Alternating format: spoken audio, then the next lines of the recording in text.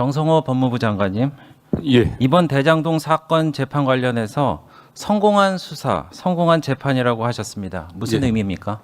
예, 이 사건이 문제가 돼갖고 저희 법무부 출근할 때 여러 기자들이 이 사건에 관해서 물어봐갖고요.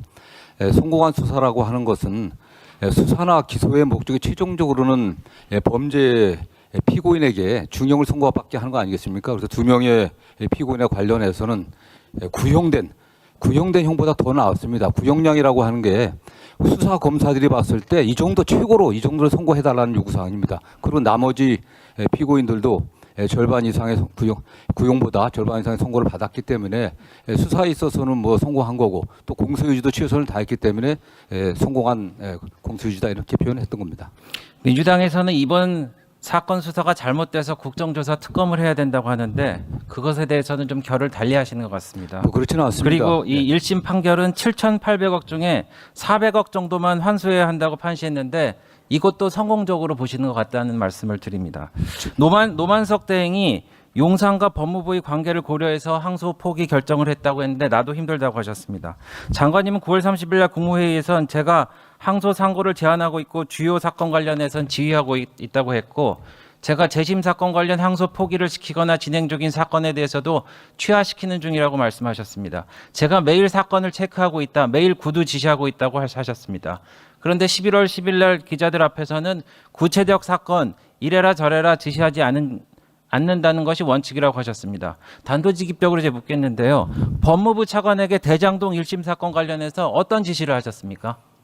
저는 이 대장동 사건과 관련해서는 제가 공짜 3번 정도 얘기를 했습니다. 처음 이게 10월 30일 날 선고가 있었고요. 월요일 날, 주말이어갖고 월요일 날 아침에 매일 아침마다 사건 보고가 옵니다. 사건의 보고를 받고 이 사건을 갖고 뭐 중하게 선고됐거나 잘 됐군 뭐 이런 정도 했었습니다. 그리고 특별한 관심을 갖지 않았고 이게 언론에서 여러 얘기가 나오니까 제가 한 2, 3일 정도 후에 판결문을 대충 훑어봤었습니다. 그리고 목요일 날 11월 6일인데 그때 국회에서 예결위 종합질의가 있었습니다. 그래서 국회 와 있는데 예결위 끝나고 나서 대검에서 항소할 필요성이 있다 이런 의견이 있다는 얘기를 들어오고서 이게 뭐 중형 선고됐는데 신중히 판단을 필요치 않겠냐 이런 정도 얘기를 하고 끝나갖고 뭐 저희들은 다시 돌아갔고요. 그 다음 날 11월 7일 날 마찬가지입니다.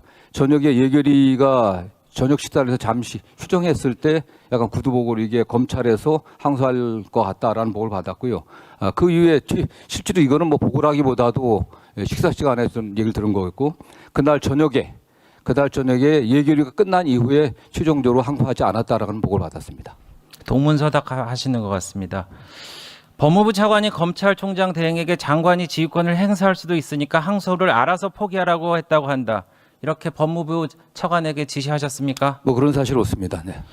대장동 사건 항소 포기 관련해서 신중한 결정하라고 3차례 보고받은 자리에서 이야기하셨는데 만약에 장관님이 대통령한테 특정 사안에 대해서 이렇게 합시다라고 3번 보고했는데 대통령이 모두 신중하게 결정하라고 하면은 보고한 대로 집행하시겠습니까, 장관님? 제가 뭐 신중하라기 하면 처음에는 그냥 단순하게 사건 보고만 받았습니다. 두 번째도 뭐 거의 두 번째, 세 번째는 신중한 결정을 하라고 말씀을 하신 게 다 언론에 나와 있습니다. 제가 네네. 계속 진행하겠습니다. 신중한 결정이라는 게 국회에서는 어떻게 쓰이는지 잘 아시죠?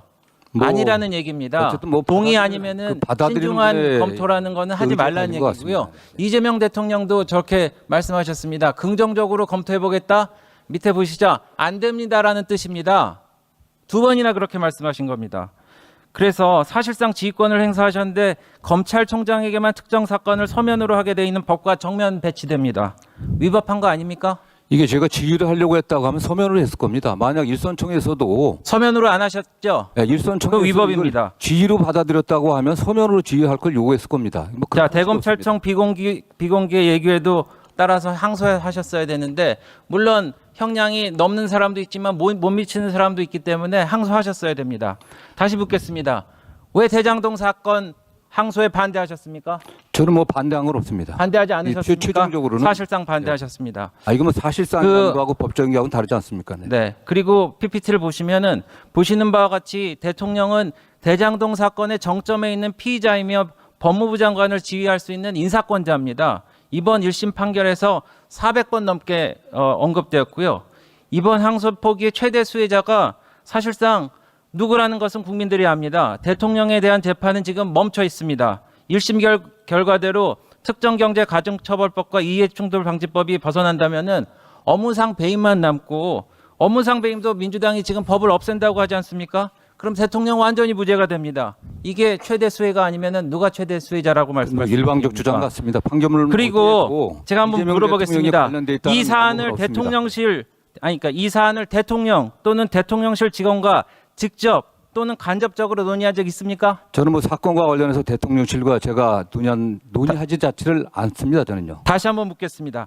간접적이라고 제가 말씀드린 거는 법무부 간부와 대통령실 직원과의 만남 또는 전화도 포함됩니다. 다시 묻겠습니다. 이런 적 있습니까? 그런 관련 보고 받으신 적 있습니까? 그건 뭐 제가 그런 말은 전혀 보고받은 바도 없습니까? 보고받은 바가 책임지실 수 없습니다. 있으세요? 네, 그렇습니다. 제가 보고받은 바 없습니다. 네. 대통령실 민정수석실 비서관 4명 중에 3명이 이재명 대통령 변호하시던 분입니다. 그중에 한 명은 대장동 사건을 담당하는 변호사였어요. 민정수석실까지 보고됐다는데 대통령께 보고가 안 됐다고 생각하십니까?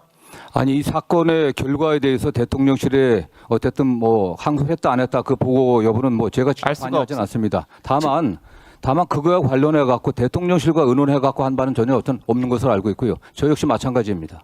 7,400억에 대해서 제가 묻겠습니다. 이번 항소 포기의 가장 큰 쟁점은 전체 추징액 중 473억을 뺀 나머지 금액 약 7,400억인데 이거 사실상 받기 힘들어졌습니다. 성공한 재판 맞습니까, 장관님? 이게 7,400억이라고 자꾸 얘기를 하는데요. 이 사건 수사나 기소가 문제 있었던 게 이게 3년 정도 수사 한 4년 가까운 기소가 있었습니다. 핵심적인 게 대장동 피고인들이 그 혐의자들이 어떤 수익을 얻었는지에 집중된 게 아니라 이재명 대통령과의 그 관련성을 파악하는 데 집중했던 겁니다. 그게 그래서 범죄 피해 그 배임 수재액에 대한 수사가 좀 부족했고 법원에서도 그런 면에서 입증이 좀 부족하다, 불명확하다고 판단했던 겁니다. 7천억이 넘는다는 주장도 그냥 검찰의 주장이었던 거고요. 다만 저희 입장에서는 그걸 입증하려고 전 최선을 다했다고 생각합니다. 그러나 그것이 그동안 4년에 걸친 수사 기소에도 불구하고 입증이 안 됐기 때문에 그 부분은 무죄된 거고, 다만 제 입장에서는 범죄자들이 수익을 갖다가 가져가는 건 안 되는 거 아니겠습니까? 아니면 2천억 정도가 추징 보존돼 있고 성남도시공사에서 지금 소송을 제기하고 있기 때문에 업무상 배임이 있기 때문에 이게 특경법에 적용이 안 된다고 하더라도 최대한 다시 입증을 해갖고 범죄 피해액이 민사소송에서라도 저희가 확보될 수 있도록 적극적으로 좀 뒷받침할 계획입니다. 그 부분. 민사소송 통해서 받으시면 된다고 그랬는데 법조인으로서 다시 한번 되새겨 보시기 바랍니다. 형사 판결이 확정돼야지 민사 손해배상 소송도 맞물린다는 거 잘 아시잖아요. 그렇지 않습니다. 네. 민사 소송에서는 손해액 입증 책임이 피해자한테 있죠. 그래서 형사에서 확정되고 굳고 환수하고 이를 민사 피해 당사자한테 돌려주는 것이 피해 구제를 가장 신속하게 정확하게 하는 방법입니다. 아니면 지금 1심 판결 지금 성남도시공사가 5억 1천만 원을 청구를 했는데 이게 13개월째 멈춰 있습니다. 공사 측에서 뭐라 그런지 아세요? 이 금액이 사업 전반에서 추정되는 전체 손해액을 반영한 것은 아니며 향후 형사재판 결과에 따라서 청구액을 확정할 여지가 있다고 했습니다. 이 공사에서는요, 이 사업 관련해서 약 4,895억 원의 규모의 손해가 발생됐다는 검찰 기소의 내용을 인용했습니다. 그래서 공사도 형사재판에서 확정돼야지 이걸 받는 겁니다. 제가 좀 안 됐지만 옛날 얘기도 하겠습니다. 전두환 전 대통령 추징 관련해서 얘기하겠습니다. 형사소송에서 2,205억 원을 추징했는데 돌아가신 후에도 956억 원이 남았습니다. 추징 업무만 지금 28년째 하고 있어요. 고인한테도 받고 있습니다. 이거 어디서 하는 줄 아세요? 서울중앙지검에서 하고 있습니다. 끝까지 추징한다는 원칙이 왜 대장동 앞에서는 멈췄습니까? 그렇지 않습니다. 참고로 네. 전두환 대통령 추징 사건 관련 그 1심, 2심, 3심, 최종심 모두 다 추징금은 2,205억 원 똑같았습니다. 근데 왜 항소하고 상고했는지 아세요? 검찰이 한 이유는 법리 및 공범관계 일부 정리가 필요해서 그래서 한 겁니다. 근데 이번 경우에는 7,800억 중에 400억밖에 인정 못 받았는데 항소합니까? 아니, 항소하지 일단 않습니까? 뭐 저는 그렇습니다. 노태우 대통령 말씀드릴게요. 관련된 2,628억 원도 마찬가지로 추징액은 1심, 2심, 3심 다 똑같았어요. 근데 검찰은 항소하고 상고했습니다. 그때가 검찰하고 지금 검찰하고 다릅니까? 아니 그래갖고 지금 아니 그래서 그 사건은 달라진 바가 있습니까? 지금 서울중앙지검하고 없습니다, 다릅니까? 아니 1심에서 그렇게 판결이 났다고 해서 1심 법원 판결은 전부 잘못된 거기 때문에 항소심에서 저는 그렇습니다. 저희들 최선을 다하겠지만 말씀드린 대로 어쨌든 형사 사건에 있어서의 범죄의 어떤 증거의 증명력하고 민사성이 다릅니다. 형사성이 엄격하기 때문에 바로 그대로 증거로 사용되는 경우가 많습니다. 그러나 이 사건 같은 경우는 전두환 노태우 대통령하고 다른 게 이미 민사소송이 되어 있고요. 일부 그 2천억 검찰에서 뭐 추징 보존한 부분에 대해서도 가압류를 또 해야 됩니다. 다른 부분에 관련해서 거기에 차질이 없게 저희들도 항소심에서 더 엄밀하게 사실은 입증하도록 저희들 최선을 다하겠습니다. 왜 이재명 정부가 하룻밤에 우리 국고 7,400억을 날렸는지 우리 국민들은 궁금하게 생각할 겁니다. 자, 이재명 정부가 심판결이 전면적으로 잘못된다는 전제로 말씀하시는데 그렇지는 않습니다. 이게. 네, 잠깐만요. 장관님, 이재명 정부가 지금 국유재산 헐값 관련해서 매각을 다시 되돌리려고 하고 있습니다. 그리고 증세를 하려고 노력하고 계시고 세금도 이렇게 확보한다고 몇백 명씩 뽑아갖고 수백억 원 되는 세금 환수 특별 뭐 기동대인가요? 뭐 이런 것도 만들어갖고 세금을 더 확보하려고 하고 있고 혈세도 지금 짜내고 있습니다. 그런데 7,400억을 하룻밤에 그렇게 안 받겠다고 날리는 게 이재명 정부가 할 일이냔 말입니다. 아니 법원 판결에 의한 겁니다. 그리고 말씀드린 것처럼 그 무죄 부분 관련해서 저희들이 입증이 부족한 부분이 있다고 하면 특히 그 범죄 그 수익에 관련해서 부족한 부분들은 더 적극적으로 공소 유지를 해야 됩니다. 왜 무죄가 났는지 저희들이 밝혀왔고요. 그거는 무죄 여부와 관계 없습니다. 성남도시공사에서 범죄 수익 환수에 차질이 없게 최선을 다해서 저희들이 형사소송에서도 자료를 제출하도록 하겠습니다. 다시 묻겠습니다. 473억보다 더 받을 수 있습니까?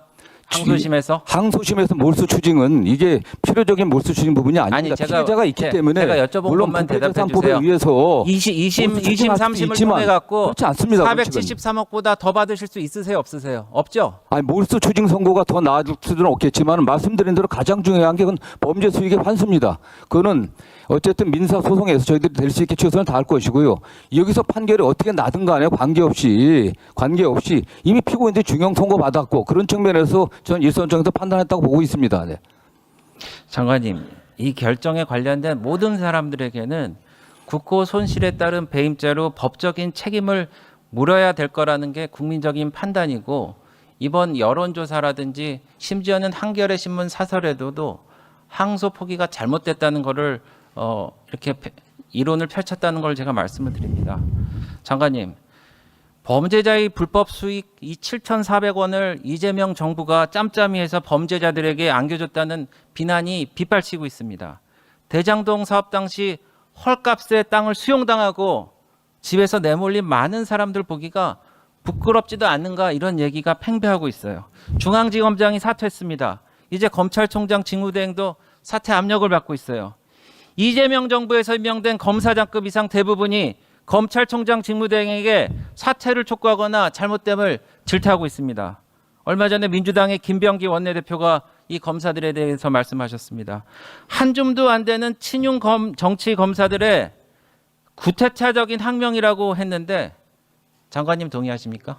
저는 이런 그 개별 사건의 항소 여부에 관련해 갖고 검사장들이 집단적으로 의사표시를 하는 것은 매우 바람직하지 않다고 보고 있습니다. 더 중대한 사건도 많이 있었습니다. 잘 아시는 것처럼 내란 비상계엄의 수괴로 재판받고 있는 윤석열 대통령께서 그야말로 관행에 완전히 어긋나게 구속 취소됐는데도 한마디도 안 했던 사람들입니다. 저는 이건 바람직하지 않다고 보고 있습니다. 더군다나 이 부분은 항소 여부는 말씀드린 것처럼 만약 일선에서 그런 의견이 있다고 하면은 저는 그 내부적으로 해야 될 문제지 집단적으로 의사표시하는 건 저희 검찰 발전에서 좋지 않다고 생각합니다. 원내대표의 의견과 동의하신다는 말씀으로 제가 알아듣겠습니다. 제가 한 가지 또 여쭤보겠는데 1심 재판부는 김만배 씨 428억 원 뇌물 약속 혐의에 대해서 배임의 범죄 수익을 분배한 것에 불과해서 별도로 뇌물죄는 구성하지 않는다고 해서 무죄로 판단했죠. 근데 업자와 공무원이 결탁해서 벌어들인 범죄 수익을 나눠 갔는데도 뇌물이 아니라는 이 판결에 대해서 검찰이 왜 안 다툽니까? 다투지 않는다면은 향후 공무원들의 부패 행위에 면죄부를 주는 법리가 되지 않을까요? 예를 들어서 공무원하고 이 업자가 있는데 뇌물로 주고받으면은 이 처벌을 받는데 너무 친해서 너무 경제 공동체가 돼서 수익을 분배한다고 해갖고 이게 공동체니까 뇌물이 성립 안 된다는 이게 항소를 안 하셔갖고 법리로 굳어지고 판례로 굳어지고 그러면은 앞으로 어떻게 할 겁니까? 그러면은 앞으로 업자들하고 이 공직자들하고 서로 이 법망에서 벗어나려고 그러면은 뇌물로 주고받는 게 아니고 그냥 아예 우리 경제 공동체로 똘똘 뭉쳐갖고 수익을 나눕시다. 그러면은 처벌 안 받지 않습니까? 이런 판결에 대해서도 성공한 재판이라고 생각하십니까, 장관님? 저는 너무 일반화시킬 수 없는 사안이고요. 법원 판결 내용에서도 이건 뇌물이라기보다는 사전에 둘이 공모해갖고 수익을 취한 것이기 때문에 배임죄에 포섭되는 부분이다. 배임죄에 포함됐기 때문에 별개로 뇌물죄로 선고할 수는 없다. 이렇게 판단한 것으로 알고 있고요. 네. 그 죄가 없다는 게 아닙니다. 네. 네, 장관님 제가 이제 말씀을 듣다 보니까 굉장히 답답함을 느낍니다. 장관님은 이 대한민국 검찰의 인사권을 행사하시고 재정적으로 서포트할 수 있는 최고 책임자신데 이게 검찰과 법무부는 다르고 이재명 정부의 검찰이 항명을 하고 있기 때문에 이 모든 사태가 있다라는 그런 핑계로 돌리시는 것 같아서 좀 가슴이 아프다 제가 이런 말씀을 드리고요. 장관님, 이 모든 책임을 지고 사퇴하셔야 된다. 장관님, 이 모든 책임을 지고 사퇴하셔야 된다는 국민적인 여론이 있고 의견이 있습니다. 이에 대해서 본인의 입장을 밝혀주십시오. 제가 어떻든 정치적 책임을 저는 회피할 생각이 없습니다. 다만 이 검찰이 처리한 수많은 사건의 일부입니다. 저는 개인적으로 전 정권 하에서 일종의 정치보복적인 어떤 수사 하나 때문에 장관이 이걸 책임지고 사퇴하는 것은 바람직하지 않다고 보고 있고요. 제가 할 일은 검찰 개별 사건의 어쨌든 당 부를 갖다 판단하는 게 아닙니다. 법무부에서 하는 일은 다른 것도 굉장히 많이 있습니다. 네.